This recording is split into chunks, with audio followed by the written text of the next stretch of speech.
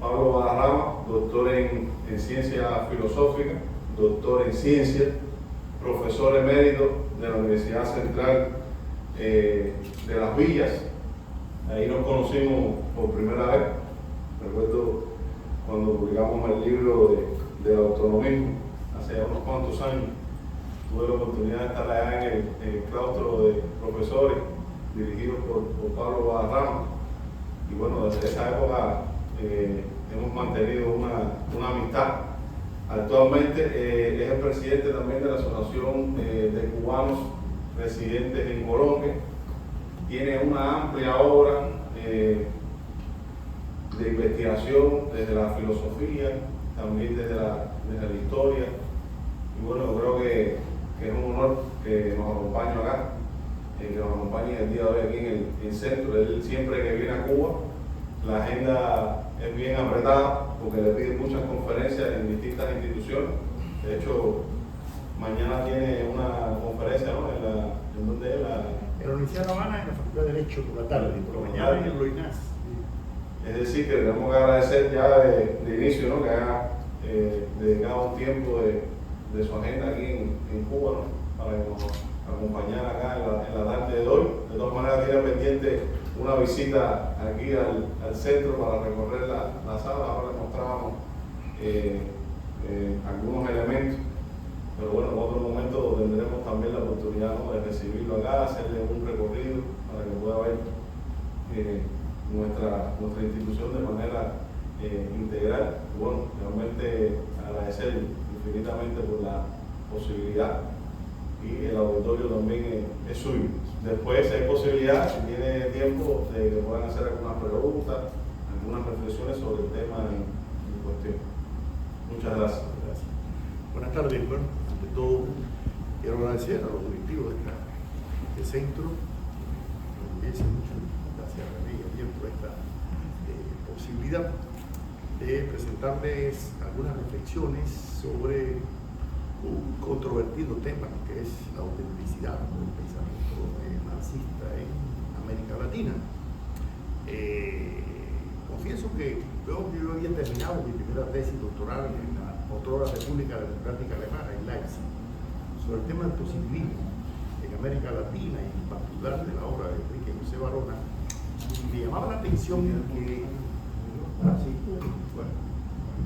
me llamaba la atención que algunos de estos positivistas, que eran liberales en su mayoría, como Enrique José Barona o José Ingeniero, ¿no? En Argentina, pues habían, sin romper con su ideología liberal totalmente, pero sí habían llegado a algunas confluencias de reconocimiento crítico del capitalismo en primer lugar y de, por lo menos, no identificación, pero sí de aceptación de que el socialismo presentaba una especie de alternativa, ¿no? Frente al capitalismo y a aquellos ideales. Por eso me llamó la atención que estos liberales positivistas tuvieran ese proceso, ¿no? De reconocimiento del carácter inhumano de la sociedad capitalista y de las atrocidades que habría, ¿no? El pensamiento socialista. Y luego me percaté que incluso los que criticaban también a los propios positivistas, pues también tenían esas posturas, como el dominicano Pedro Enrique Ureña, el uruguayo José Enrique Rodó, es decir, que tenían unos procesos de acercamiento, ¿no? A las ideas socialistas y en algunos casos también llamadas marxistas, pero que también comenzaban a diferenciar entre la ideología socialista y las concepciones filosóficas llamadas, ¿no? Marxistas, porque por ejemplo el ingeniero mismo critica el marxismo como filosofía, pero se identifica con el socialismo, ¿no? Como ideología. Entonces todo eso me llevó a pensar que era necesario, primero, profundizar en la historia del pensamiento socialista y del pensamiento marxista, ¿no? En América Latina. Claro que había estudios, algunos muy a favor, como el estudio de Chuck Ruiz, por ejemplo, que había estado aquí en Cuba, norteamericano, sobre el tema del marxismo en América Latina, o otros estudios que se habían hecho, pero realmente me dije, me voy a dar la tarea de buscar cuáles son los antecedentes de ese pensamiento socialista y pensamiento marxista, pero en la confrontación también con sus críticos, con los críticos, ¿no?, del pensamiento socialista y marxista. Y eso me llevó entonces, como todo cubano, a comenzar por Cuba, ¿no?, y a estudiar el pensamiento de Diego Vicente Tejera, ¿no?, de Carlos Mariño, de Antonio Mella, de Juan Marinero, o sea, de Carlos Rafael Rodríguez, La Roca, en fin, todo aquello que yo considero que podían ser considerados como antecedentes del pensamiento marxista. Pero me empecé a encontrar con un serio problema epistemológico, vamos a llamarle así, y es que había ciertas confusiones en cuanto a términos, ¿no?, de lo que algunos entendían como marxismo y lo que otros entendían como socialismo. Entonces, como yo era profesor de historia de la filosofía en la Universidad Central de la Villa, me llamó la atención en una ocasión que decía, bueno, cómo en la antigüedad eran muy comunes los patronímicos en la filosofía, y hablaba de platonismo, aristotelismo, ¿no?, agustinismo, tomismo, cartesianismo, hasta la modernidad, ¿no?, kantismo, ¿no?, hegelianismo, y llegué a marxismo. Y cuando llegué a marxismo, digo, ¿y por qué no se siguieron utilizando los términos patronímicos? Porque yo no conozco nietzscheanismo, yo conozco nihilismo, ¿no?, voluntarismo, vitalismo, no conozco schopenhauerianismo, ¿no?, ni heideggerianismo, sino existencialismo, no sé. O para ello, ¿por qué fueron desapareciendo, ¿no?, los patronímicos? ¿No? Entonces me puse a hurgar, y en aquella frase famosa, la entrevista que le hacen a Marx en inglés, ¿no?, decía "Are you a Marxist?", y el retorno de francés, que yo seguro que sé que no soy marxista, ¿no?, y que algunos lo han tergiversado pensando que él renegaba de su postura. No, Marx no renegaba de la postura de su concepción materialista de la historia, y mucho menos de su idea socialista. No.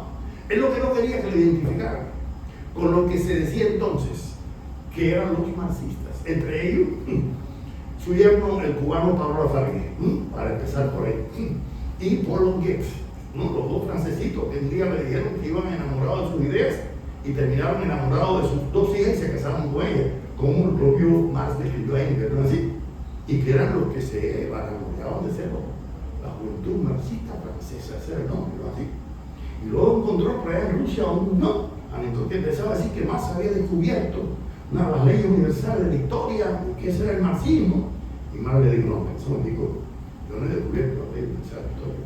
Yo lo único que he descubierto es cómo funciona el capitalismo, y aquí, en Inglaterra. ¿Cómo funciona Rusia? Ay, no sé, eso averigüen ustedes, porque yo no he descubierto. Además, Marx era un enemigo, y Engels también, de cualquier filosofía de la historia, por metafísica, ¿no?, a priori, ¿entiendes? Entonces yo empecé a cuestionarme aquí y dije, bueno, ¿y entonces de dónde viene el término de marxista? Y era fácil, de eso que busca la despedida del duelo de Engels, y ahí me encuentra. Engels despide el duelo de Marx y dice, bueno, ha muerto Carlos Marx, que no solamente fue un revolucionario, sino fue un científico, que su nombre figurará al lado de Newton, al lado de Darwin, así. Haber hecho solamente el descubrimiento de la pluralidad y de la concepción materialista de la historia ya es suficiente para que la doctrina debe llevar su nombre. Si ya Engels, que es el compañero de Marx, dice que la doctrina debe llevar su nombre, ¿quién le va a refutar? Nadie. Y entonces ya el término marxista fue acuñado prácticamente por él. Aunque antes, ya en vida, por ejemplo, en la vida internacional hay un debate sobre el marxismo. 1864, la Biblia, por supuesto, ¿no? O sea que el término ya estaba en boga. Pero luego me encontré y decía, oye, ¿de dónde proviene el marxismo leninismo? No. Y entonces traté de buscar si en Lenin había eso. No lo encontré. Y entonces, pero lo encontré ¿dónde? En Stalin, cuando crea el Instituto de Marxismo-Leninismo, ¿no es así? Y a los pocos años le agrega otro guión, Stalinismo. Y se empezó a llamar Instituto de Marxismo-Leninismo, Stalinismo, ¿no es así? A partir de 1936. Pero ahí ya me explico algunas cosas. ¿Bien? Y entonces empecé a ver que a veces el manejo de los términos, ¿no? Conduce a que se manifieste ya ya cierta identificación. Es igual que en el concepto de socialismo. Empecé a buscar y encontrar que ya se manejaba, bueno, desde finales del siglo XVIII, ya comenzaban con la cooperación de los iguales, de Gran Ecuador, pero que realmente el término comienza a tomar fuerza en Francia a principios del siglo XIX, ¿no? Fourier y Saint-Simon y todo aquel grupo, pero igual que el término comunismo, que mucho antes que Marx, ya Heine empieza a utilizar los poetas Weitfried, ¿no? Entonces yo decía, bueno, porque uno como profesor de filosofía y historia de la filosofía le gusta precisar, ¿no? Bien el origen, la etimología, ¿no? de los conceptos. Y luego entonces, una vez que empezaba yo a armarme de aquellas categorías, digo, bueno, déjame ver cómo esto se manifiesta en el pensamiento filosófico y político, ¿no? Latinoamericano. Empecé a encontrar que en Argentina, Esteban Echeverría, por ejemplo, en 1842, 6 años antes que Marx escribiera el Manifiesto Comunista, escribe un libro, Dogma Socialista. Y empieza a hablar de socialismo, ¿no? Y las críticas a argentino que esté hablando 6 años antes que Marx publique, ¿no? El Manifiesto Comunista, que quiere decir, bueno, que a veces parece que aquí, ¿no? En América Latina, había algunos que utilizaban el término, pero es que también te vas a encontrar a otros que sin utilizar el término, hoy en día son caracterizados como utópicos socialistas, como es el caso de Simón Rodríguez, el maestro de Simón Bolívar, ¿así? Por todas aquellas ideas, ¿no? de críticas al capitalismo, por todas aquellas ideas cooperativistas, por todo eso, ¿no? Entonces, ¿qué quiere decir? Que no siempre los términos son los que nos sirven para caracterizar, ¿no? a un determinado autor. Y lo peor fue que luego me encuentro que un colombiano, José María Torres Caicedo y otros más empiezan a hablar hasta de cristianismo y socialismo. Y yo digo, o Maniedo, otros son cristianismo y socialismo. Y decía, pero me encontré que un general brasileño, ¿no? José Abreu de Lima, que había peleado junto con Bolívar, publica un trabajo que se llama O Socialismo, en portugués, en 1847, y ya estableciendo diferencias entre comunismo y socialismo. Fíjense que estamos hablando de 1847, un año antes del Manifiesto Comunista. Entonces yo me dije, ¿será que habrá razones para algunos autores que empiezan a hablar de que aquí hubo positivistas vernáculos? O sea, por ejemplo, Manuel Sanguiní decía que José de la Luz y Caballero era un positivista antes que Comte. Alejandro Colón decía que en Argentina había positivistas vernáculos anteriores, ¿no? Y así, yo dije, ¿será que también aquí tenemos? Entonces me percaté de que la cosa no es tan sencilla.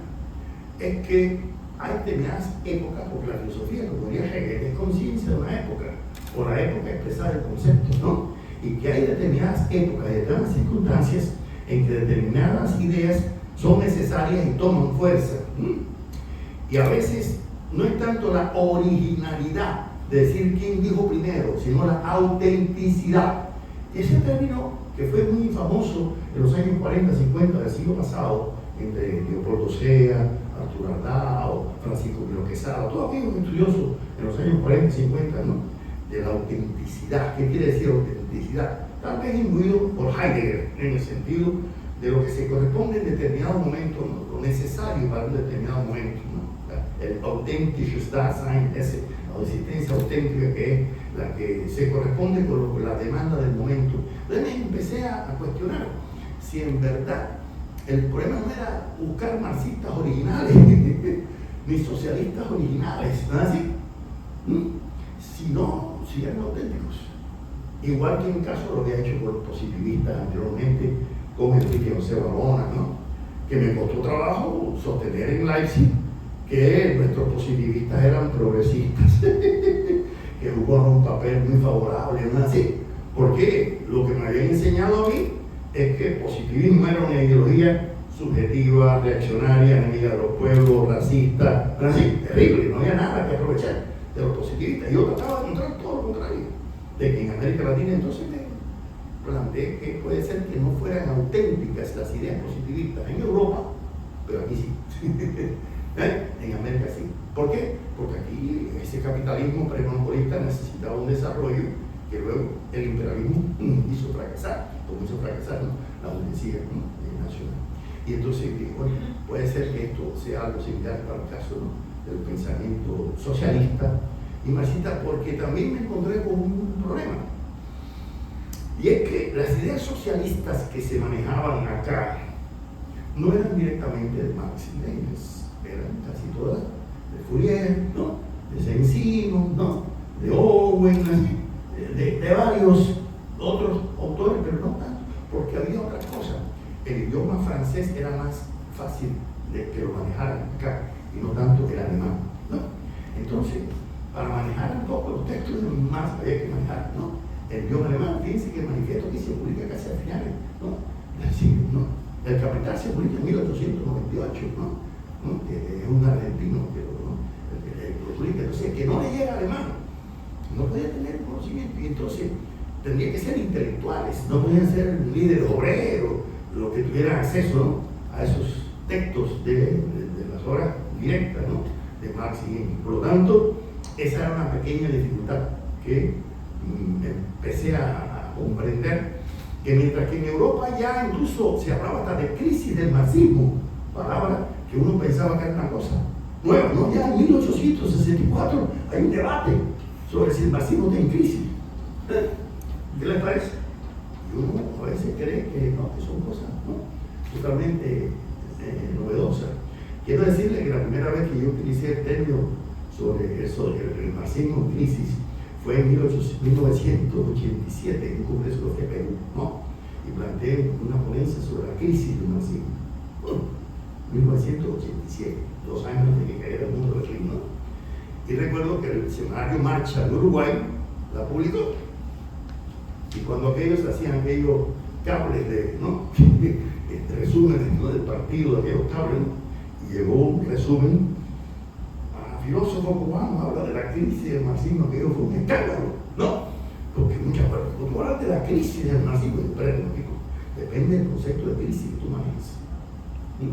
Porque si tú manejas un concepto peyorativo de crisis, claro que siempre vas a pensar que crisis quiere decir deterioro total, ¿no es así?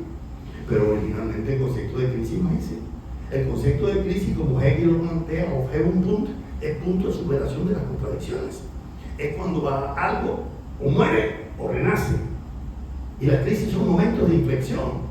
Gramsci decía que es cuando lo viejo no quiere desaparecer y luego no tiene fuerza para aparecer. Lenin también.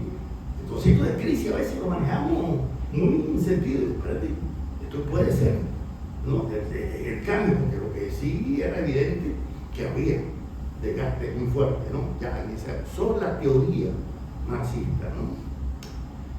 Recuerdo que yo hablaba también, en este caso, de crisis del socialismo. Y algunos amigos, ¿cómo tú hablas de crisis?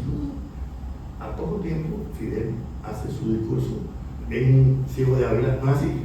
En Camagüey. Y entonces dice, no, que la crisis del socialismo, que es posible, ¿tú entiendes? Y yo le dije a la gente, y ahora ustedes esperan que Fidel se pare a hablar también de la crisis, no solamente del socialismo, sino de la crisis de la teoría, porque no. Sí, porque a veces los intelectuales asumimos una postura que no es la que nos corresponde. Nosotros tenemos el riesgo de pensar, y pensar siempre es peligroso. Y en determinados países más que en otros. Yo soy profesor de la Universidad Nacional en Colombia, y allí han asesinado estudiantes y profesores en clase. Y por eso hay un grafiti que lo ponen los estudiantes a cada rato que dice: pienso, luego estoy en peligro de dejar de existir. No pienso, luego existo. ¿Por qué? Porque, como diría Viviane Forest, una destacada socióloga francesa, pensar es siempre un acto político. Y no solo pensar es política. Porque pensar es cuestionarse los poderes existentes. Pensar es someter a juicio crítico el establishment, ¿entiendes? Y entonces, por eso. Pero como yo creo que en las universidades y en la vida académica lo que tenemos nosotros que hacer es enseñar a las nuevas generaciones a pensar, no a creer. Porque para creer se va a la misa el domingo, ¿no es así? Bueno, es un riesgo. Siempre, ¿no? Es un riesgo. Y por eso las universidades son más peligrosas que un partido político y que un sindicato, ¿no? En la plataforma de Santa Fe 2 del Partido Republicano de Estados Unidos, ahí lo pueden buscar en internet, dice Antonio Gramsci, marxista italiano, así clarito, dijo que la clase obrera por sí sola no puede tomar el poder político, pero con ayuda de los intelectuales sí puede. ¿Qué está diciendo? ¿Dónde está el mayor peligro? En los intelectuales, ¿no? No en los líderes políticos a veces, ¿no? ¿Y de dónde han surgido los Carlos Marx, los Fidel Castro? ¿No es así? Y de las universidades, ¿no? Los Lenin, los Che Guevara, de las universidades, ¿no es así? Entonces las universidades son laboratorios fermentarios de ideas muy fuertes, ¿no? Y trinchera de ideas para más que trinchera de piedra, según decíamos nuestro océano. Entonces, ante esa búsqueda me empecé a cuestionar en qué medida el pensamiento socialista y llamado marxista, ¿no?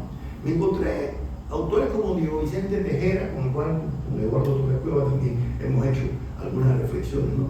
Al respecto. Ahora que está por salir un libro dedicado exclusivamente, ¿no? A ese socialista utópico cubano, ¿no?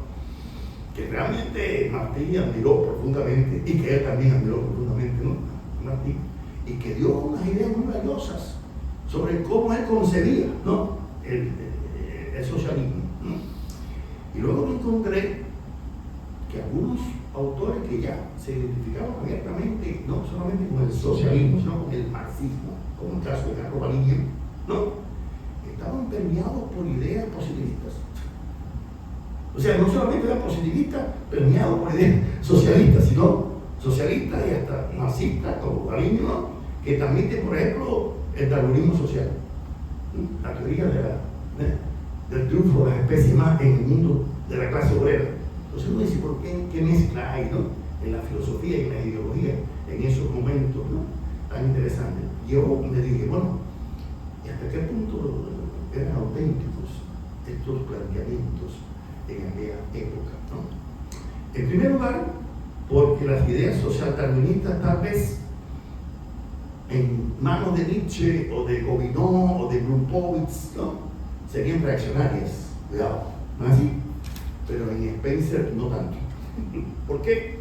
Porque Spencer era también un ideólogo liberal, que aunque planteaba también, ¿no? Ese reduccionismo epistemológico que hemos criticado en otro de nuestros libros sobre para qué sirve la epistemología, confiaba en la posibilidad de la perfectibilidad humana y sobre todo a través de la educación y a través de la sociedad civil para mejorar, ¿no? La sociedad, mejorar el capitalismo, claro, ¿no?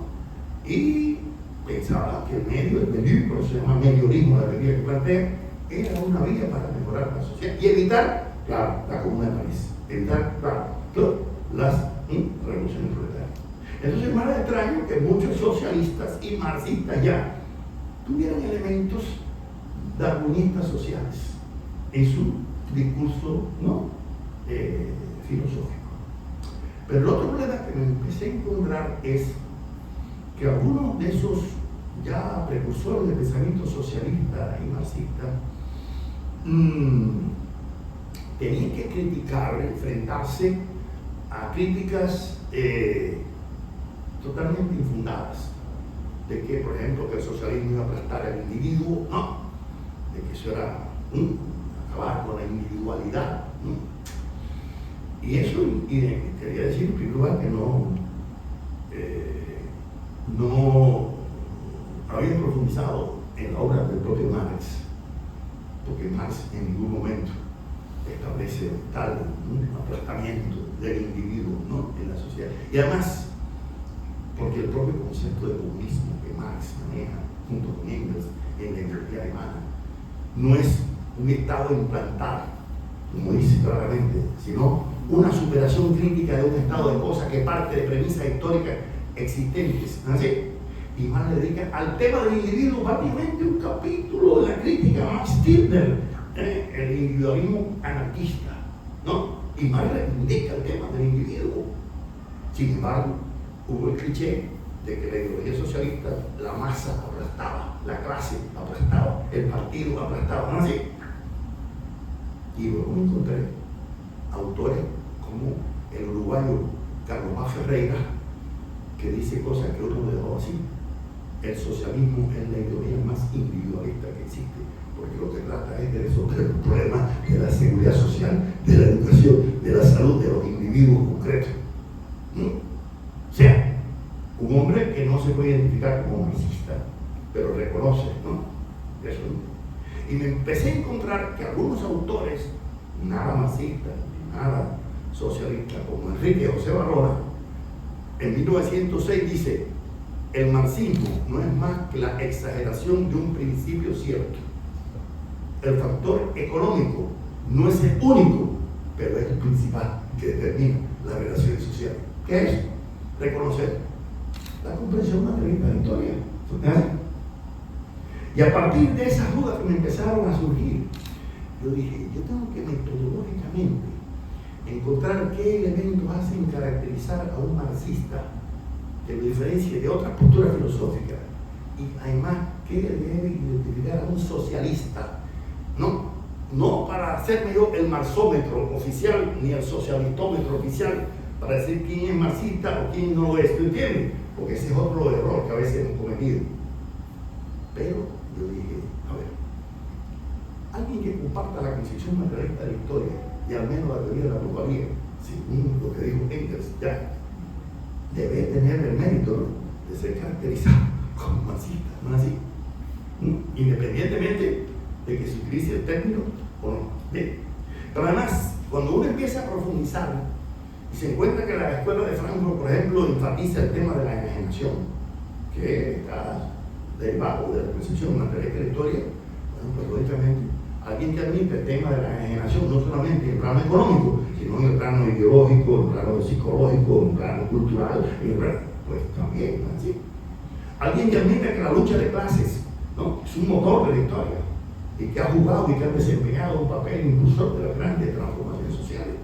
Yo creo que también debe tener, ¿no?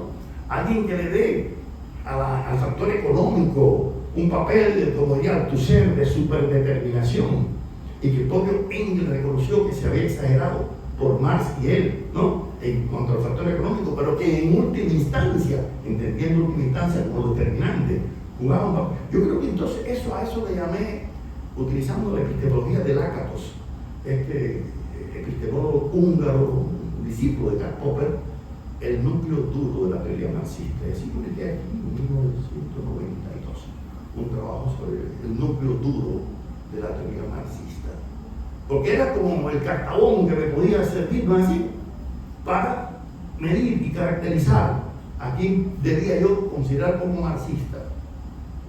Pero eso en el plano filosófico, claro, con un componente ideológico, siempre.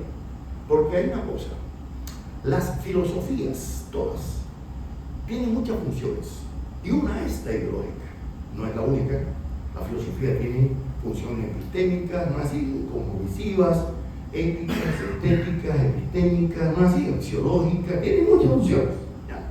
Pero la ideológica es una. No existe un filósofo que esté en la neutralidad axiológica, diría Max Weber, eso no existe. Siempre tiene un compromiso, ¿no?, con una determinada, ¿no?, época y con una transformación, o bien para impulsar la transformación social o para conservarla, una de dos, ¿no?, o para retrotraerla. Y ahí empecé yo también a diferenciar en cuanto a las ideologías, porque yo me encontraba que la mayor parte de la literatura de la cual yo me formé en los años 60 era que la ideología era una conciencia falsa de la realidad, ¿no? ¿Por qué? Porque eso era lo que nos hacían los manuales. Yo esta mañana hacía referencia a mi primer debate con Enrique Lucia en México, que me mandó una carta diciendo: Pablo, el marxismo que yo combato no es el de Marx, sino el de Konstantinov, el de los manuales soviéticos. Y yo le decía, pero es que ese no es el marxismo, ese será el constantinoísmo, pero Marx es otra cosa, ¿entiendes? Bueno, finalmente Enrique se dio la tarea de estudiar, ¿no?, el marxismo con profundidad.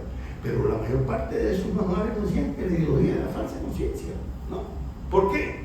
Por el origen del término. Ustedes saben que el origen viene en la época napoleónica, cuando tú detrás sí, y el que crea el término es caracterizado por Napoleón, ¿no?, como un falso profeta.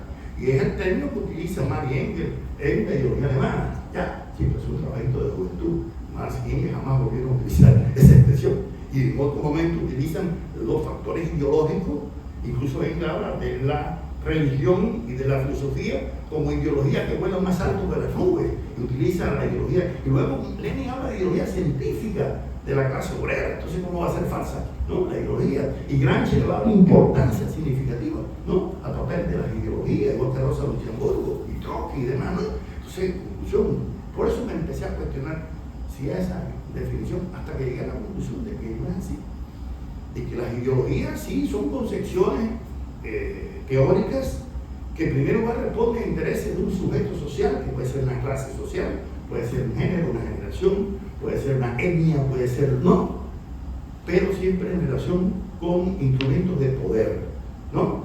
Y además con la intención no tanto de argumentarla racionalmente, sino de imponerla por aspectos volitivos, afectivos, axiológicos, y no necesariamente por momentos de racionalidad propia. De ahí que para mí, mientras que la filosofía tiene como poder la razón, las ideologías tienen como razón el poder. El que tiene el poder impone la ideología. Y el poder puede ser económico, puede ser político, puede ser militar, puede ser comunicativo, puede ser... ¿entiendes? Ya. Por eso aquella famosa frase de Goebbels de que una mentira repetida 1000 veces se convierta en verdad, eso epistemológicamente es falso, pero ideológicamente funciona. ¿Por qué? Porque se repite y se repite y se repite. O sea, a partir de esos criterios de diferenciar entre lo ideológico y lo filosófico en el marxismo y en el socialismo, le dije, bueno, ¿y qué entender por socialismo? Yo creo que hay tanta literatura sobre eso. Bueno, yo me hice mi propio instrumental y dije, bueno, para que haya socialismo, yo lo que desarrollo en este libro que voy a donar aquí, ¿no? Esta es la edición cubana. Quiero decir que este libro surgió, bueno, las primeras ideas me surgieron allá por mediados de los años 80, cuando empecé a estudiar el pensamiento marxista en Cuba, el pensamiento, ¿no? Y cuando me pidieron en Nicaragua un curso de 3 meses, viví en Managua, sobre el pensamiento marxista, ¿no?, en América Latina, fue la primera versión, ¿no? Y en el año 89 me lo pidieron en Bogotá y se publicó la primera edición en el 90, ¿no?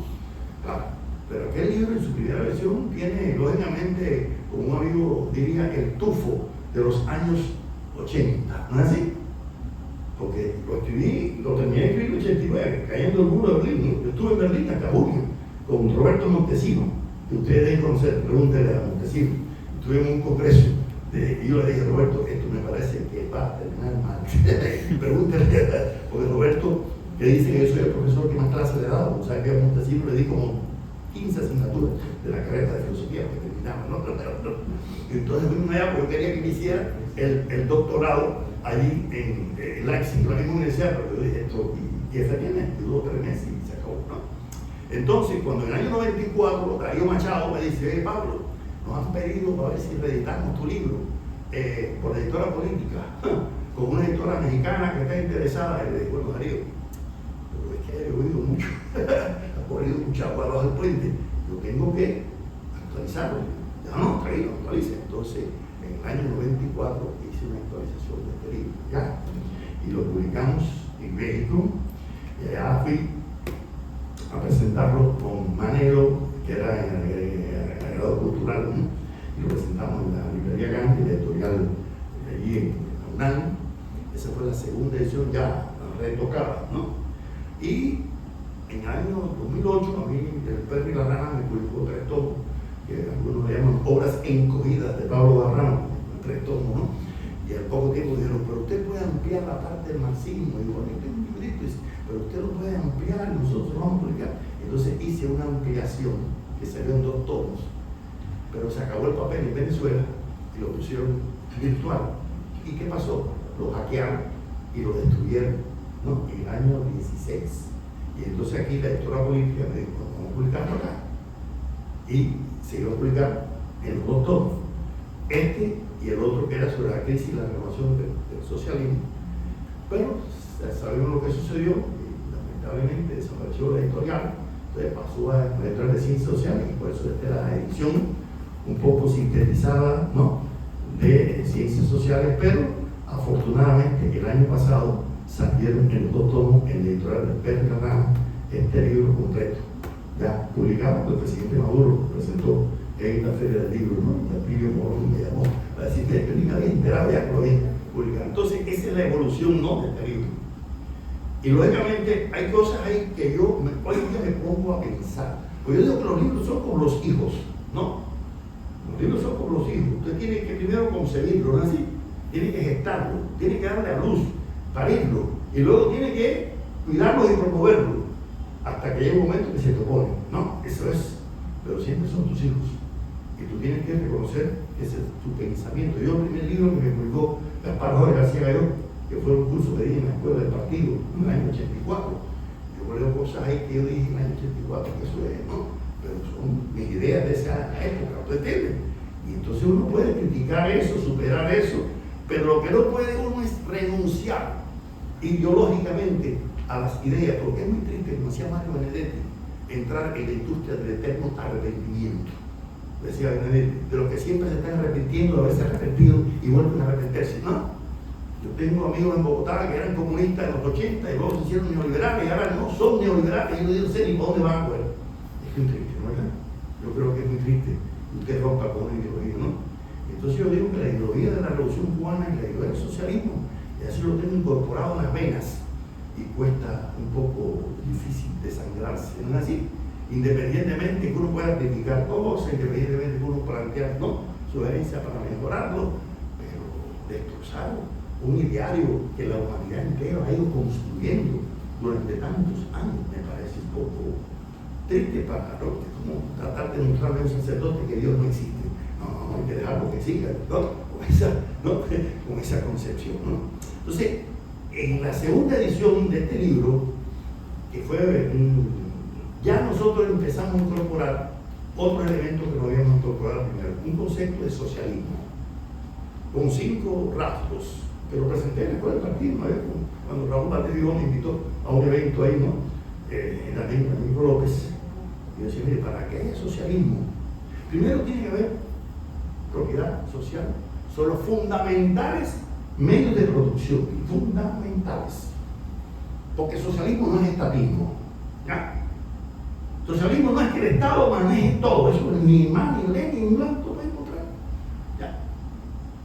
Y por eso Adolfo Sánchez Vázquez defendió, ¿no?, la idea socialista cuando cae la Unión Soviética de una forma viril, ahí frente a Octavio Paz y frente a todos aquellos, ¿no?, debates de invierno en México. ¿No? Es propiedad social, pero propiedad social son los medios fundamentales de la población.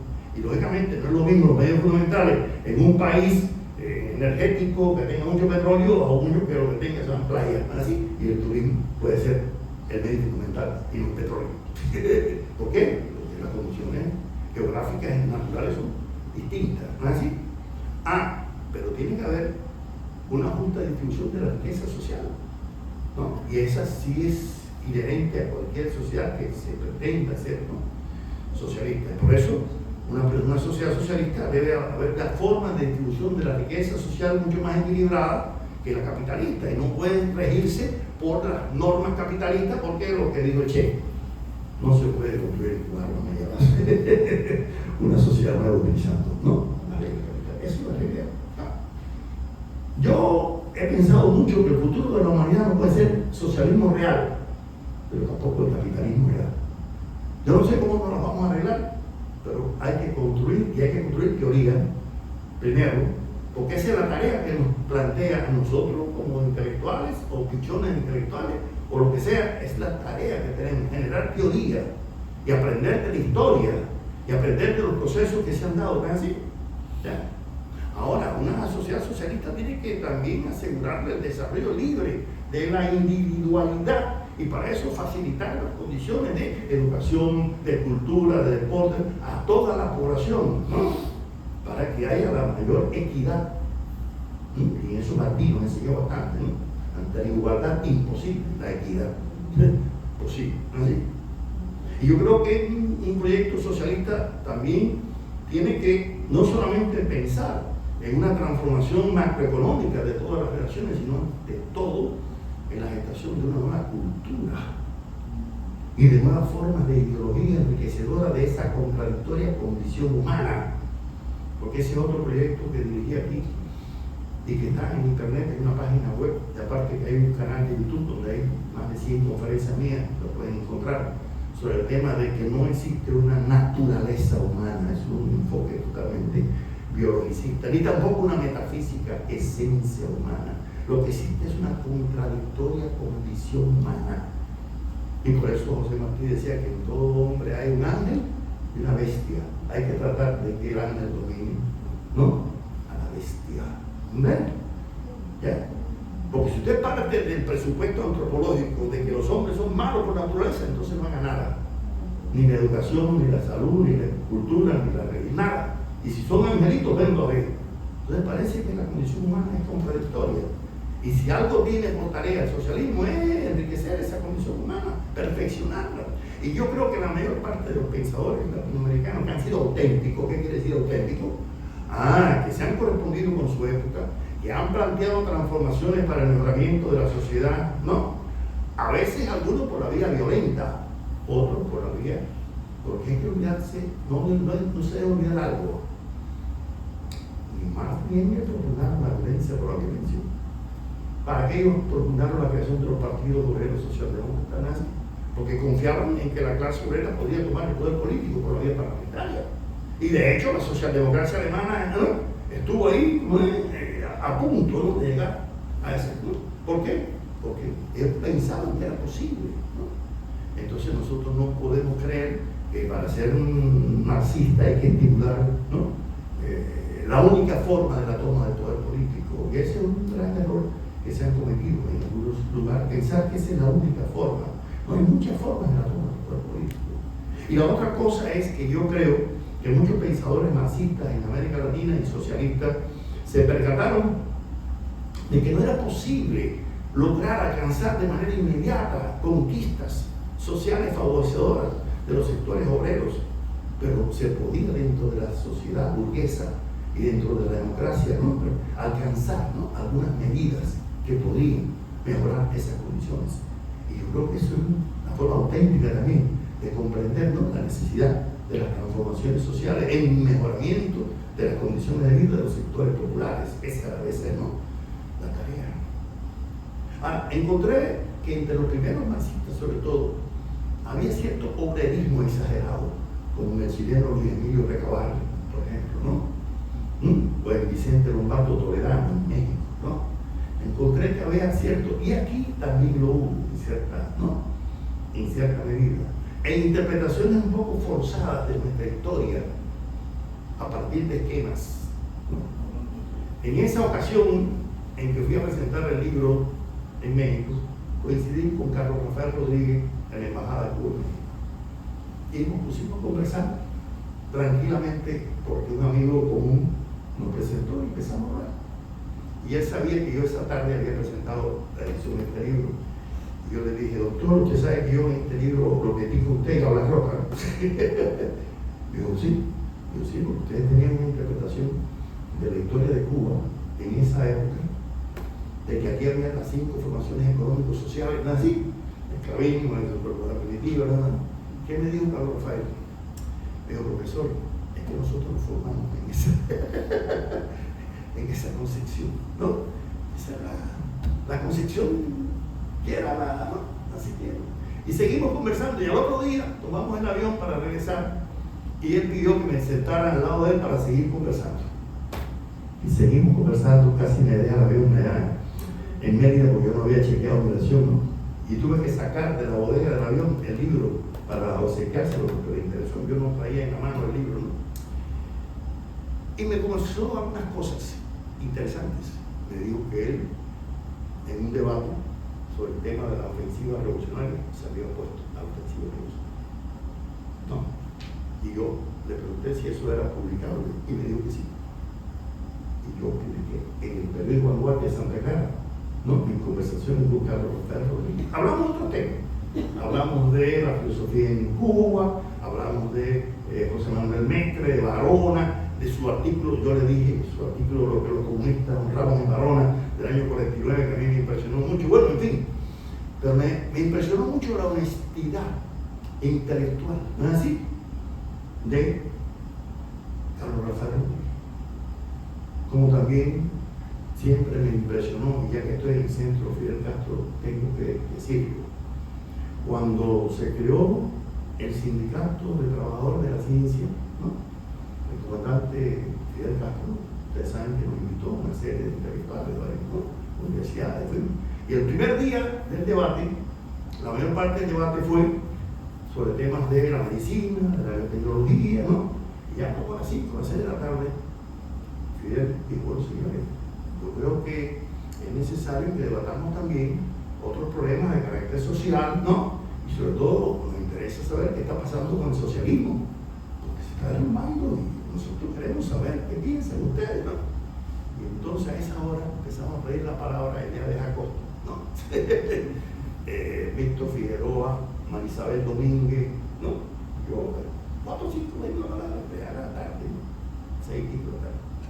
Y entonces, bueno, cuando a mí me tocó intervenir, yo dije: mire, comandante, usted nos ha pedido que nosotros reflexionemos sobre algunas de las causas que han provocado, ¿no?, el tema de la caída social.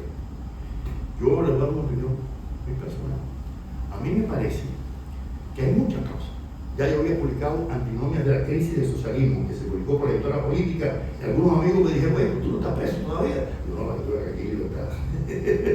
Porque en Antinomias de la crisis del socialismo, que publicó la editora política, yo planteo muchas de las cosas que le estoy aquí diciendo, no es nada nuevo, ¿no? Entonces, yo creo que uno de los factores que puede haber incidido es que los partidos comunistas en el poder, o por lo menos algunos líderes de aquellos partidos, en lugar de atender a los resultados de los investigadores de las ciencias sociales, como estamos en un congreso del sindicato de la ciencia, es por eso nuestra recomendación, y le han hecho más caso a los periodistas que a los investigadores de las ciencias sociales. Y los periodistas no son investigadores científicos, son periodistas. Y por lo tanto, muchas veces se pliegan ante determinados factores ideológicos y no dicen la realidad tal como es. Usted llegaba a la Unión Soviética y ya se había caído, ¿no? Y leía el Pravda, yo fui aquí, decía en Cuba en el año 82, y que era una maravilla, pero la realidad era otra. Yo estudié en Alemania, y el Neues Deutschland, el del Pravda, cualquiera te daba una mano, no. Y dije, y lamentablemente con Irán está sucediendo lo mismo. Sí, lo dije. Yo creo que los investigadores sociales tenemos algo que decir, por lo menos para que nos critiquen. Bueno, nos digo: no, mire, estamos equivocados, está bien. Pero yo creo que los líderes políticos deben de, ¿no? Y así siguió la discusión, y el día de Jacob habló de su lugar, el otro lo del cooperativismo. Y al día siguiente, en la mañana, Fidel incluso dijo: bueno, ¿por qué no empezamos una hora antes para debatir más este tema? Porque no hemos terminado, estaba la pedida. Alguna gente dijo: no, pero vamos a las 7, no, Fidel dijo: no, vamos a empezar a las 8. Fidel llegó con el periódico Granma debajo del brazo.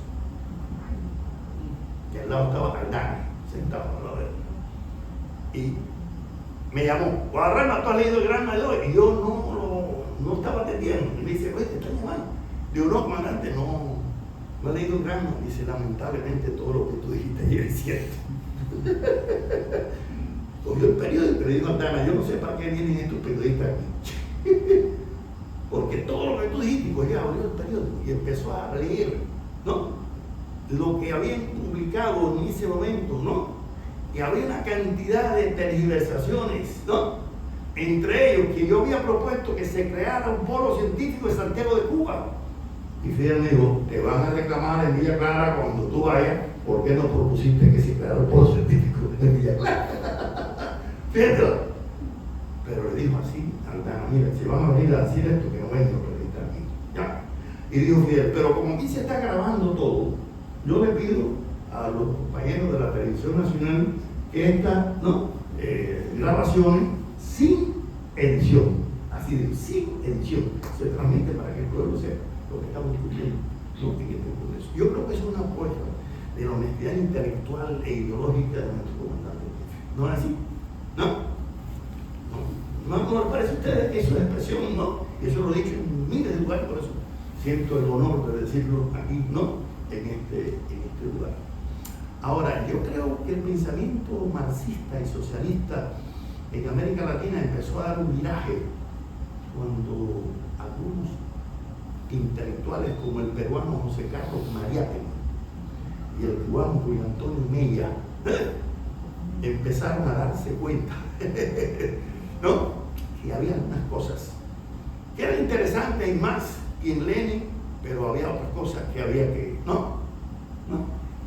Meyer, ¿qué dice? Claramente.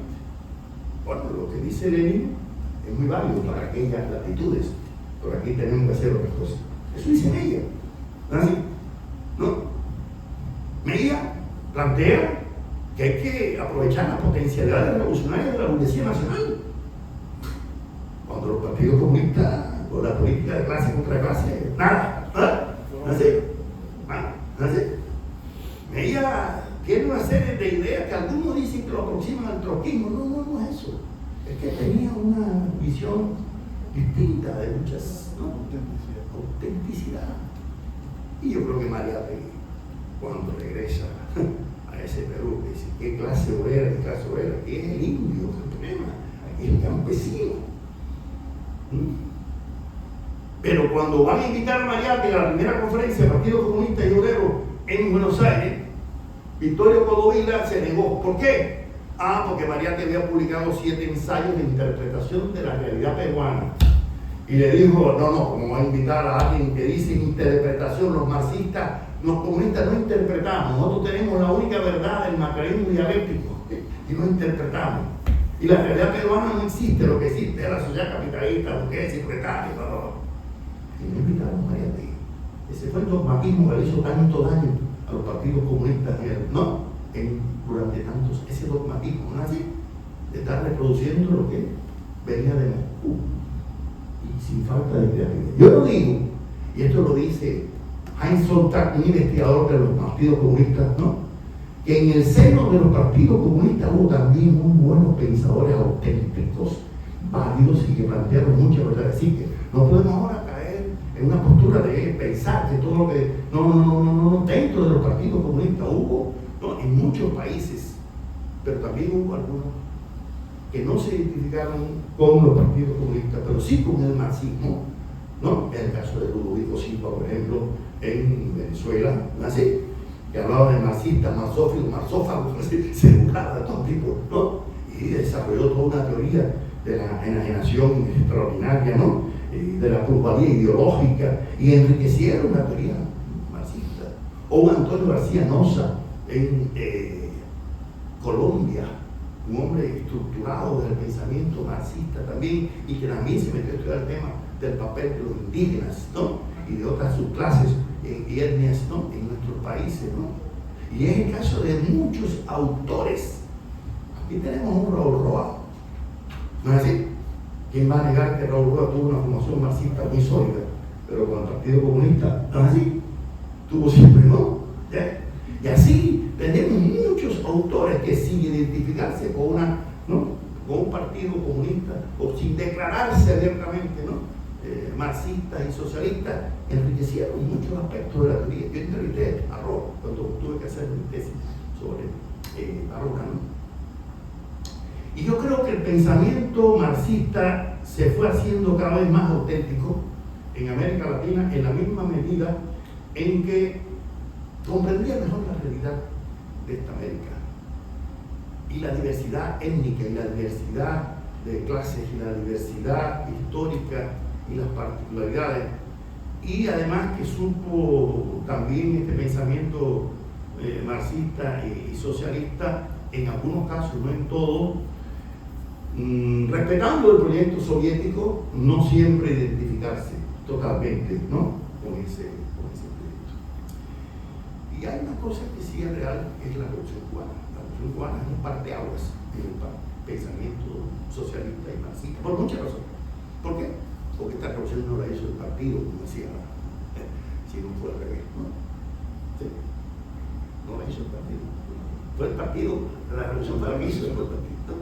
Entonces hay muchas cosas que tienen que ver con esos cambios que se dan en el pensamiento marxista, ¿no? en América Latina, que son expresión también de la autenticidad, y que tuvimos líderes, don Fidel y como el Che, que supieron olfatear y percatarse, como hace el Che en Argelia, ¿no? Y dice el marxismo soviético, o sea, fosilizado. ¿Entienden? Y por eso esa carta que le pudimos arrancar Enrique Ubieta y yo a Orlando Hart, que no quería publicarla, hasta que lo convencimos de que era necesario que se publicara la carta, ¿no? Que le manda el Che de Dar es Salaam, ¿no? lo dice claramente, ¿no? Qué lástima que no hay suficiente literatura. Y tu amigo Trotsky le dice, Gramsci y demás, ¿no? Y lo único que hay son esos ladrillos soviéticos que no te dejan pensar. El partido piensa por ti, ya. Hay una crítica de Che al dogmatismo, realmente, ¿no? En el pensamiento, ¿no? Y por esa razón el Che fue anatemizado como trotskista, como aventurero, como no sé, ¿no? Y del Fidel igual. Porque si algo tenemos que decir, además vinculado a una praxis política, en este caso, de nuestra revolución, es que Fidel, armado de una ideología muy sólida y con un pensamiento muy estructurado, supo variar, ¿no?, muchos entuertos y supo también evitar caer, ¿no?, en errores que eran comunes en otros líderes políticos, ¿no?, de América Latina. El hecho de Fidel decir que un debate filosófico con los religiosos no tiene sentido. Yo creo que eso es, ¿no?, importantísimo, sobre todo en una América Latina, donde Che decía que el día que los religiosos se incorporen a la revolución, esta será invencible, ¿no es así? Ahora, el pensamiento marxista en América Latina tiene muchas figuras. Algunas han muerto recientemente, Bolívar Echeverría, ¿no? Sí, que han sido enriquecedores también de la teoría marxista, un Agustín Cuevas, un Adolfo Sánchez Vázquez, ¿no?, un Fernando Martínez Heredia, una Zaira Rodríguez Ruida, una Isabel Monal, ahí la tenemos, ¿no?, todavía no así, porque este país también tiene figuras que han contribuido al enriquecimiento de la teoría filosófica, ¿no?, marxista. Y yo creo que es nuestro deber continuar, ¿no?, esa labor enriquecedora, porque si algo debe caracterizar el pensamiento marxista y socialista es ser un pensamiento crítico y un pensamiento renovador, y no dejarse aplastar por dogmas, no dejarse aplastar por clichés, ¿sí?, y hacer consecuente con aquella máxima de Kant: atrévete a pensar. ¿Para qué? Sí, atrévete a pensar con cabeza propia y no esperar que te digan lo que tú tienes que pensar, ¿ya? O por lo menos, atrévete a cometer errores, ¿no?, teóricos, sí, pero es que la teoría no es algo estéril. No hay nada más práctico que una buena teoría, decía Albert Einstein, ¿no es así? Y Lenin decía que sin teoría revolucionaria no puede haber práctica revolucionaria. Por lo tanto, ¿qué nos corresponde a nosotros? El debate teórico. Esa es la tarea y formar a las nuevas generaciones en ese espíritu de pensamiento crítico, ¿no?, renovador, que rescate varios elementos de la teoría socialista y de la teoría marxista, como es ese humanismo práctico que Marx invoca sutilmente en los manuscritos económicos y filosóficos de 1844, cuando él, frente al humanismo abstracto, al humanismo real de Feuerbach, a otro habla de practische humanismus. Mi teoría es que en el pensamiento latinoamericano ha habido muchos representantes de un humanismo práctico, sí, pero el humanismo práctico no es simplemente una teoría. El humanismo práctico es una identificación militante con algún tipo de sujeto social, que pueden ser los indios, los indígenas, o los esclavos, o los criollos, o la clase obrera, o los estudiantes, o las mujeres, o sea, determinados sujetos sociales que reclaman procesos emancipadores. Y yo sí creo en el pensamiento latinoamericano, y no siempre han sido marxistas, y no siempre han sido socialistas los que han tenido esas actitudes, ¿no?, de humanismo práctico. Eso lo voy a hablar en la conferencia de Martín el próximo miércoles, ¿no?, para el caso de Cuba, el humanismo práctico. Porque para mí hay representantes como un Rafael García Bárcena, que terminó en la cárcel de Batista por su postura, ¿no?, política. ¿Cómo yo lo voy a reconocer? Y no, nada marxista, nada socialista, ¿no?, un humanista cristiano profundamente, ¿no?, así. Entonces así nosotros tenemos el deber de reconquistar y recapacitar sobre estos pensadores, estos autores que también han contribuido al enriquecimiento de la cultura cubana, de la cultura, ¿no?, latinoamericana, y que forman parte de nuestra herencia ideológica y nuestra herencia cultural. Y no podemos dejarnos arrebatar, ¿no?, por el enemigo ideológico que quieren, ¿no? Es como si nos dejáramos arrebatar a José Martí. Sería una cosa, ¿no?, absurda. Eso es imposible, pero lo han intentado y lo siguen, ¿no?, intentando. Yo siempre recuerdo en 2001, cuando fuimos al Congreso de LASA en Miami, que me fui a ver unos libros en la parte del stand de la Max Painter, me encuentro un tipo de Radio Martí, buscando unos libros de Trotsky ahí, y nos pusimos a conversar. Y yo le dije, chicos, ven acá, está bien que ustedes digan eso de Martí, de las ideas sobre la futura esclavitud de Spencer, ¿no? Pero porque esto lo publica en las escenas norteamericanas de Martí. Sí, también, ¿no? No. Sí. ¿No? Si ustedes quieren televisar a Martí, lo pueden televisar sin ningún problema. ¿Entiendes? Yo creo que nosotros debemos ser, ¿no?, rescatar ese, ¿no?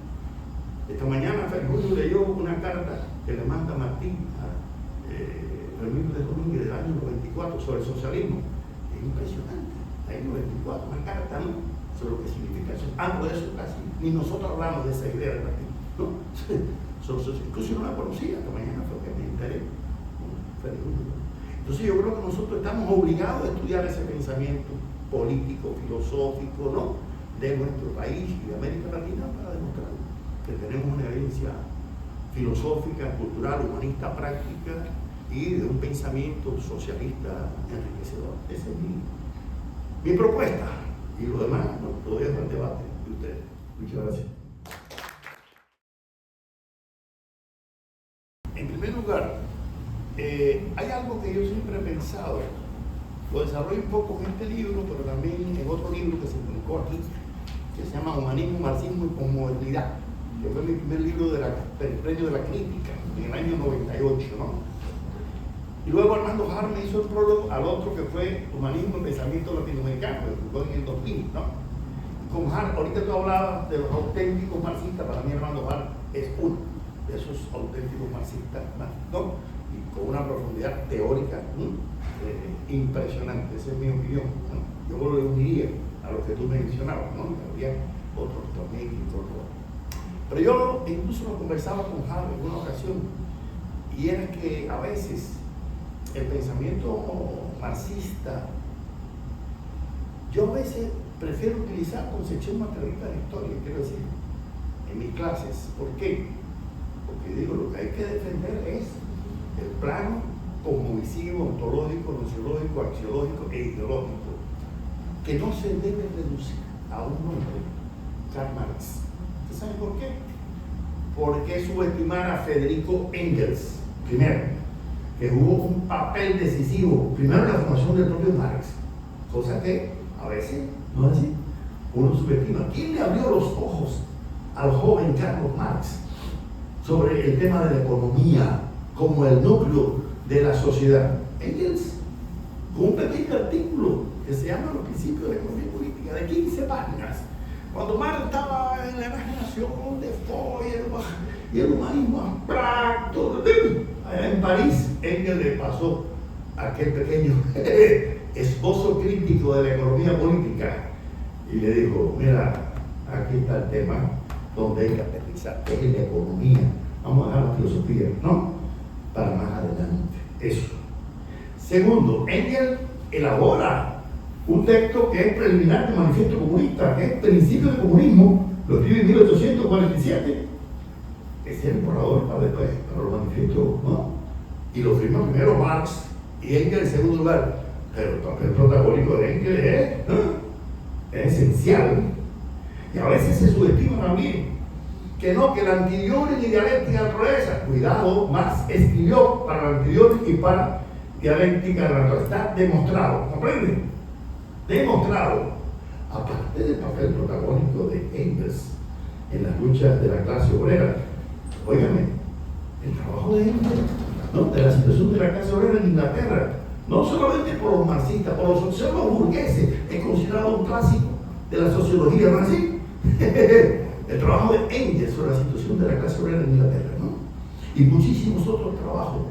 O sea, que la labor de Engels se puede, yo creo que siempre, es más, si de nombre se tratara, en vez de marxismo, leninismo, yo hubiera puesto primero marxismo, engelsianismo, Y después, no sé si rosalundismo o luxemburguismo, y entendemos, es que hay tantos, y no solamente Lenin, sino Trotsky, ¿no? Sino muchos otros pensadores que también han enriquecido. Otra cosa es la praxis política, a veces cometen errores, ¿no es así? Unos más que otros. Recordemos que el propio Fidel Castro dijo que el socialismo comenzó a derrumbarse con el estalinismo. Eso dijo Fidel Castro. Así. Entonces, ¿qué quiere esto decir? Primero, que hay que reconocer el papel de otras personalidades, y por eso yo le tengo cierto a los patronímicos, porque el marxismo no es solamente Marx, el marxismo es toda esa, ¿no?, playa de otros pensadores que, imbuidos de esa concepción materialista de la historia y de esa idea por el socialismo como crítica del capitalismo, una sociedad más humana, justa, ¿no?, han contribuido al enriquecimiento, ¿no?, de esa concepción. Pero hay un problema también, y es que la praxis del socialismo soviético hizo mucho daño a la propia teoría marxista, creando una serie de disciplinas como el Naushny-comunismo. ¿Cuándo Marx, Engels o Lenin hablaron de comunismo científico? Nunca. Hablaba Engels de socialismo científico, un articulito para enfrentarlo a socialismo utópico, y se acabó. Pero comunismo científico. Es como la película Guantanamera, ¿no?, el chofer que le dice, no, hay que ver el capitalismo científico. Es una cosa absurda. Pero lo peor de eso no es eso, ateísmo científico. José Felipe Carniado nos dio una conferencia a nosotros en el año 68 en la Universidad de La Habana, que él era jefe del departamento de ateísmo científico del Comité Central del Partido, que lo hubo aquí, ahora se llama Oficina de Asuntos Religiosos, ¿no es así? Y yo recuerdo siempre en aquella conferencia de Carniado que nos dijo, muchachos, yo era estudiante de filosofía en ese momento, ¿no?, con Pedro Pablo Rodríguez, éramos en ese grupo, Olga Fernández, pues un Carlos Tablada, eso éramos el grupito, ¿no? Y Carniado, aparte de otros que hablando, yo les voy a hacer esta experiencia para que no cometan nunca este error, lo digo esto, ¿no? Claro, él no habló todavía de ateísmo científico, pero yo después descubrí que Marx, cuando me fui a Alemania a estudiar, porque yo no había leído la tesis doctoral de Marx, la leí después en Alemania. Marx, en su tesis doctoral, que es sobre la diferencia entre la filosofía natural de Demócrito y de Epicuro, dice, escuchen, el Estado que intenta implantar un ateísmo de Estado no hace más que implantar una nueva religión de Estado. Claro, Marx no era marxista todavía. Vamos a escribir la tesis doctoral, porque ese era otro problema. ¿Por qué Stalin hizo desaparecer todos esos textos, ¿no?, entre ellos la ideología alemana? Porque le daba la razón a Trotsky en muchos aspectos. Marx, con la teoría de la revolución permanente. ¿Comprenden? ¿Ya? Y ya que entonces se trata, cuando en el segundo foro de Sao Paulo nos quedamos conversando con Fidel ahí, ¿no?, un grupo de amigos, entre ellos un trotskista de Colombia, Marcelo Caruso, llamado su seudónimo Fermín García, que defendió su doctorado hace mucho en el Instituto de Filosofía, y le dijo, comandante, yo creo que aquí se cometió un error con los trotskistas cubanos por la guerra, ¿no?, los años 60, y Fidel le puso la mano al hombro y le dijo, mira, eso es cosa ya pasada, yo creo que eso como diciendo, se no da la pena meterse ahora a discutir el tema ese de los trotskistas, ¿no? Bueno, pero hay que recordar que Trotsky tuvo un papel, ¿no?, significativo, primero práctico, en la Revolución de Octubre, porque el que toma el hegemonio no es Stalin, es Trotsky. El que organiza el Comité Militar Revolucionario es Trotsky. El que organiza el Ejército Rojo, utilizando generales, ¿no?, del zarismo, y destruye a las fuerzas del Ejército Blanco es Trotsky. Que cometió errores. ¿Quién no cometió errores? ¿Comprenden? Y quien Lenin le echó el ojo, y no era Stalin, era Trotsky. Esa es la realidad, como está demostrado, ¿no?, en su testamento. Lo que pasa es que una cosa es Trotsky y otra cosa son los trotskistas. Hay que diferenciarlos, ¿no? Igual una cosa es Mao y otra es los maoístas, cuidado, hay que también, ¿no? Diferenciar. Pero miren esta anécdota de Caneado. Dice Caneado que cuando él lo mandaron a estudiar en la escuela del Komsomol, después de la Segunda Guerra Mundial, hizo amistad con el secretario del Komsomol de Leningrado y le preguntó: oye, Felipe, ¿qué vas a hacer en la Navidad? ¿Por qué no te vas conmigo para allá, para Leningrado, con la familia? Y se fueron a pasar la Navidad. Y cuando llegó a la casa de este joven secretario de la Juventud Comunista de Leningrado, lo primero que entró en la sala que vio fue un cuadro de Jesucristo y al lado uno de Lenin. Y dice que él, por prudencia, el primer día lo preguntó, pero ya cuando llevaba unos días le dijo: fulano, ¿y eso que tú tienes ahí, el cuadro de Lenin al lado de Jesucristo? Y le dijo: no, espérate, eso que te lo puede explicar bien es mi abuela. Y llamó a la abuela. Va a buscar ahí que niñera. Y dice: que se lo dirá, explícale al camarada cubano que quiere saber por qué tú tienes ahí el cuadro de nuestro Señor Jesucristo. No era nuestro Señor Jesucristo, ya. Y Vladimir dice la viejita: así te voy a explicar. Mire, nuestro Señor Jesucristo luchó por la igualdad entre los hombres son hermanos, que hay que buscar, luchó por las ideas socialistas y comunistas, pero lo crucificaron, no pudo. Y Vladimir Ilich luchó por lo mismo y sí lo logró. Y por eso yo lo tengo ahí. Pero además, Vladimir Ilich Ulyanov varias veces estuvo sentado ahí, en esa silla, y ya yo tenía el cuadro ahí de Jesucristo, y nunca me preguntó por qué yo tenía el cuadro de Jesucristo. La vieja era bolchevique del Comité Central del Partido Bolchevique de la guerra, y dijo esto: no, Caneado, para que nunca cometan esa imprudencia. Yo estuve en la higuera y fui hasta la quebrada a donde asesinaron el Che. Eso está publicado, lo pueden buscar en internet. Aparte de muchos trabajos que están publicados en internet, entre este lo publicó Renamar, se llama San Ernesto de Higuera. Y donde iba visitando las casas de los campesinos, buscaba un cuadro del Che y al lado uno de Jesucristo. Nunca pregunté, por supuesto, ¿por qué? Ponían ¿por qué? Porque para esos campesinos el Che es un santo, ¿no? Yo estuve ahí en el 97 y vivía la viejita que llegó la última seca, al Che y al otro de Higuera. Y me dijo: el almita del Che es buena, milagrito que le pedimos, milagrito que nos concede. Entonces, ¿cuántas cosas le inventamos nosotros al marxismo? Como comunismo científico, ateísmo científico, ¿no? Yo estoy dando un curso de temas de filosofía de la cultura ahí ahora. Pues si Marx utilizó 3 veces el concepto de cultura, ¿cómo tú vas a hablar de una filosofía de cultura marxista? Marx utilizaba el concepto de civilizaciones, no de cultura, porque en el 19 no era el término, ya. Pero nosotros aquí, si tú ibas a hacer una tesis doctoral sobre el voleibol, tenías que buscar las obras completas que dijeron Marx y Engels del voleibol francés para después hacer la tesis sobre el voleibol. Es el dogmatismo más grande que hemos cometido nosotros. Y a Marx se le han investigado miles de cosas que no tienen nada que ver. Tergiversaciones tremendas, ¿no? Como esa de que la religión es el opio de los pueblos. No, eso lo utilizó mal, porque no tenía norma. Por eso lo dijo antes Jaime, Owen, muchísimos otros autores. Y se le atribuye a todo a Marx.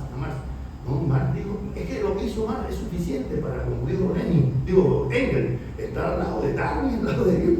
Pero ya no es para tampoco que haya dado respuesta, ¿no? Y esa es la razón por la cual yo no me agradaría mucho eso del marxismo cubano. Lo digo con entera honestidad. Yo prefiero utilizar incluso siempre, porque como tengo dudas de los patronímicos, también tengo dudas de los indicios. ¿Sabes por qué? Porque ninguna filosofía es endógena. Todas las filosofías han sido exógenas. Y eso lo decía Aristóteles. Aristóteles decía: el episteme nació en Egipto, porque allá los sacerdotes les iban dando el don del ocio culto. ¿Qué quiere decir? Que ¿dónde estaba la fuente de la filosofía griega? En el episteme de los egipcios. ¿Qué dijo Diógenes Laercio? 3 siglos antes de Cristo. Filosofía, así el término es griego, pero ya existía entre los hebreos, los caldeos, los etnoteos, los persas, los chinos, Entonces, ¿cómo tú vas a pensar que la filosofía nació en Grecia en el siglo VII antes de nuestra era y que el primer filósofo se llamó Tales de Mileto? Eso es mentira. Y es lo que repetimos como papagayo en las clases. No es así. ¿Qué hubiera sido de Hegel sin haber leído a Heráclito? Nada. ¿Qué hubiera sido sido de Kant si no es con la correspondencia con Hume? Nada.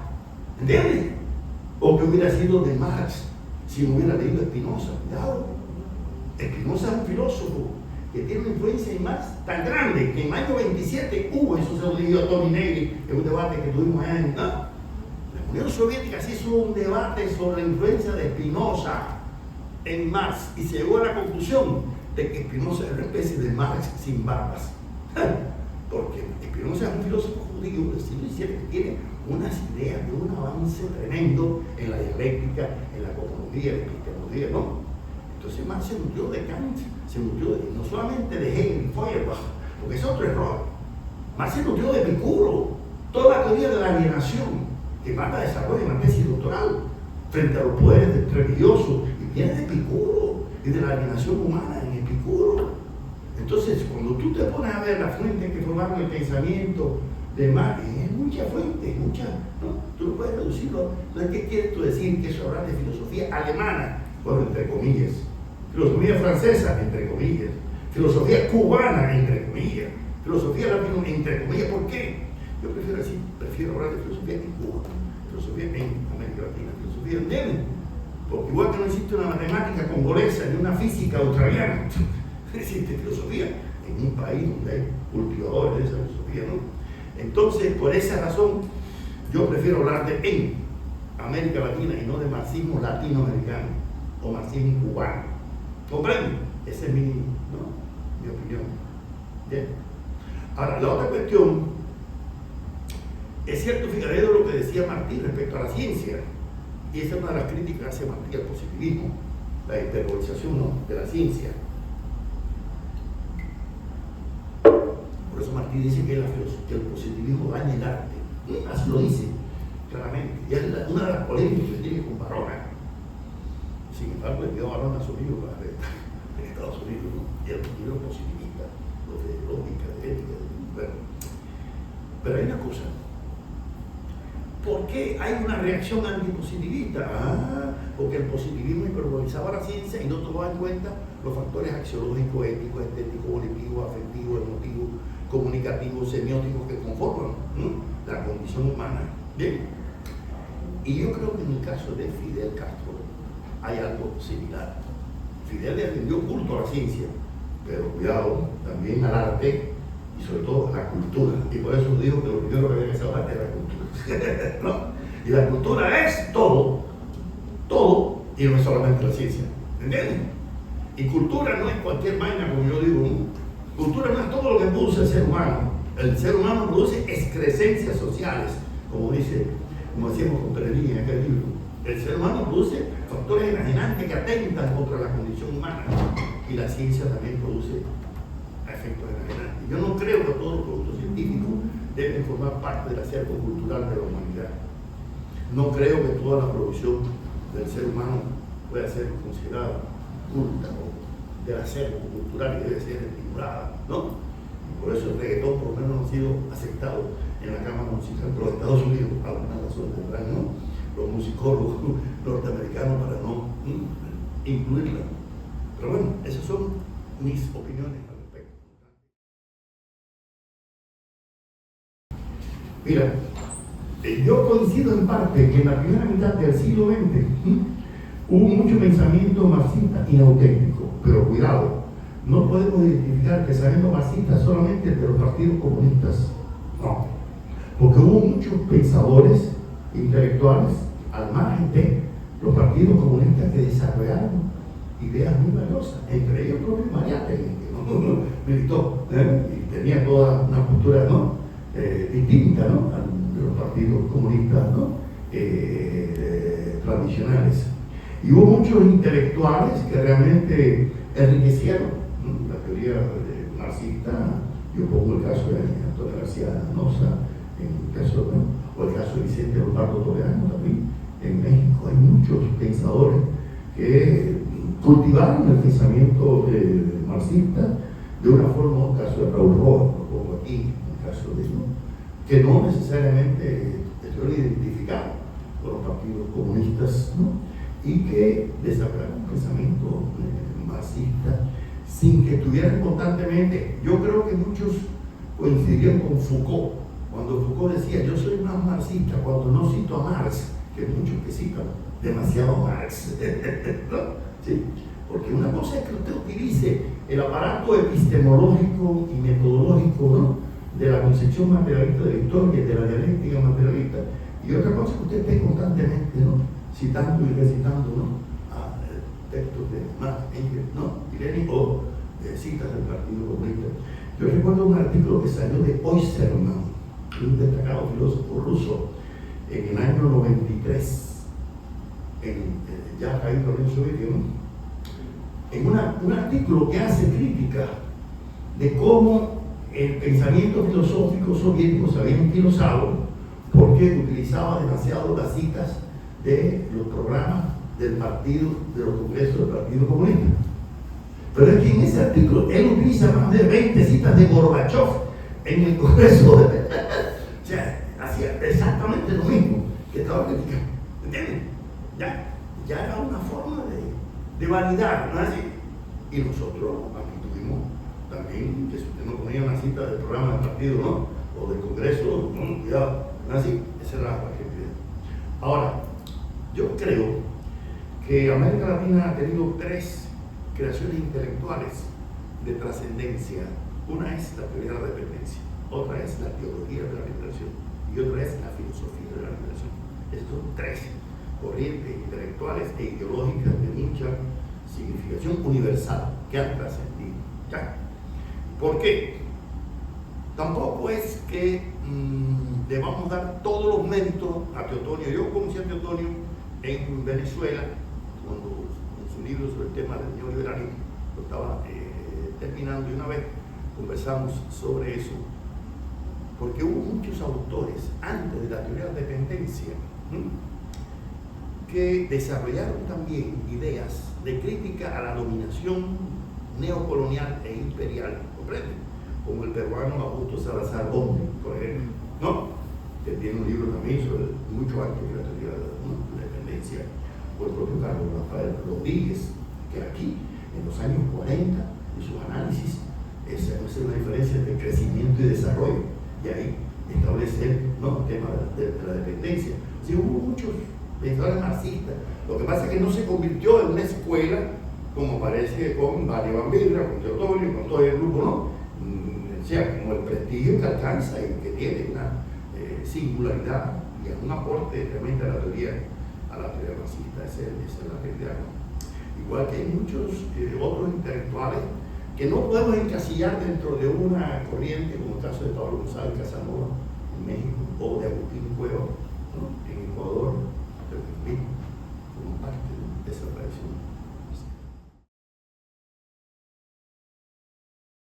Que Cuba sigue siendo un laboratorio de ideas, ¿no?, muy interesante, sobre todo por la época en que estamos viviendo, y yo creo que se sigue produciendo teoría, se sigue enriqueciendo, ¿no?, el marxismo y la teoría, la filosofía, y soy muy optimista en las nuevas generaciones. Estoy viendo algunos que están en mi curso aquí ahora en el UNAS, jóvenes recién graduados de filosofía, ¿no? También lo he visto en Santa Clara, lo he visto en Oriente, ¿no? Yo acabo de hacerle el prólogo a un libro que se publicó en Brasil de un joven egresado de la Universidad de Oriente de Filosofía, la tesis doctoral.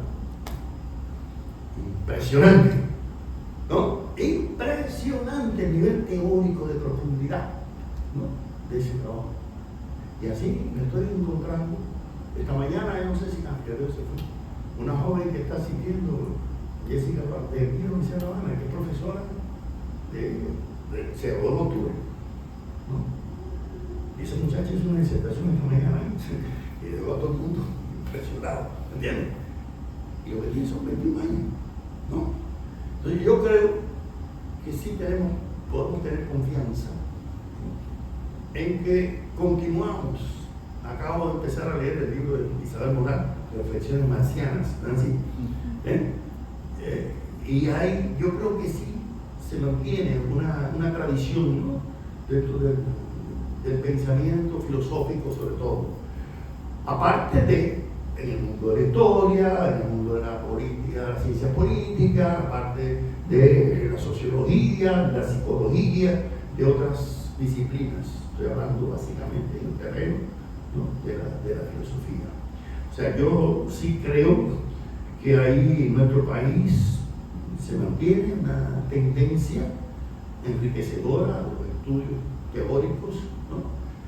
Y soy, repito, muy optimista, un optimismo muy realista, creo yo, de que sí hay potencial generador de teoría y que hay jóvenes en el Instituto de Filosofía, algunos, yo les escribí la tesis, Félix Valdés, por ejemplo, Iván Caleo, en estos momentos están en México, ¿no?, defendiéndolo, y desde unas posiciones marxistas, desde el caso de Maximiliano, Natacha, como decía, hay muchos, ¿no?, que son ya el relevo. Pero yo sí creo que el relevo sí está asegurado, en el sentido de la producción teórica, intelectual, de tendencia marxista, y sobre todo de clara definición ideológica, que eso es lo más importante también, ¿no? Usted puede ser muy brillante, pero si toma otro grupo ideológico puede ir a parar a otras latitudes. Esa es la situación, porque también lo hay, que termina como en Chicago, por allá nazi, o como Alexis Jardines nazi, o como tantos otros, que uno siente hasta cierto pesar, en el sentido de que luego de haber producido, ¿no? Pero bueno, sin embargo hay otros que siguen, por ejemplo, Acanda sigue produciendo en Ecuador, que no tengo con él intercambio, y sigue está publicando un libro sobre el marxismo en América Latina, y yo le colaboré, ¿no? O Yares Acosta, que estaba con él ya en Dominicana. No vayan a pensar que todos los que estamos fuera. ¿Entienden? Sí, porque seguimos manteniendo una postura de defensa de la revolución cubana. Sí, de la embajada de Cuba. ¿Entienden? Yo digo, señores, que la revolución cubana es como los hijos de uno puede criticar a los hijos de la casa, ¿no?, dentro del partido, ¿no? Pero para mí la revolución cubana es algo más allá de nuestras posibilidades de creación, ¿no?, de que hubiera sido posible, ¿no? Y el que olvide eso, olvida todo. Esa es la realidad. No sé, si con esto ya.